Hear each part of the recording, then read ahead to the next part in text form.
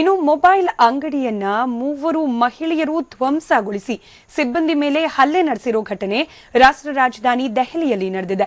ದೆಹಲಿಯ ರಜೌರಿ ಗಾರ್ಡನ್ನ ಮೊಬೈಲ್ ಅಂಗಡಿಯೊಂದರಲ್ಲಿ ಘಟನೆ ನಡೆದಿದ್ದು, ತಮ್ಮ ಮೊಬೈಲ್ ರಿಪೇರಿ ಮಾಡಿಕೊಡಲು ಅಂಗಡಿಯವರು ನಿರಾಕರಿಸಿದ್ದಕ್ಕೆ ಮಹಿಳೆಯರು ಹಲ್ಲೆ ಮಾಡಿದ್ದಾರೆ ಎನ್ನಲಾಗ್ತಾ ಇದೆ.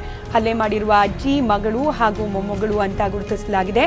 ಅವರು ಖರೀದಿಸಿದ್ದ ಫೋನ್ ಒಂದು ಕೆಟ್ಟು ಹೋಗಿತ್ತು, ಅದನ್ನ ರಿಪೇರಿ ಮಾಡಿಕೊಡಿ ಅಂತ ಹೇಳಿ ಅಂಗಡಿಗೆ ಬಂದಿರ್ತಾರೆ. ಆದ್ರೆ ಅಂಗಡಿಯವರು ಅದಕ್ಕೆ ನಿರಾಕರಿಸಿದ್ರಂತೆ.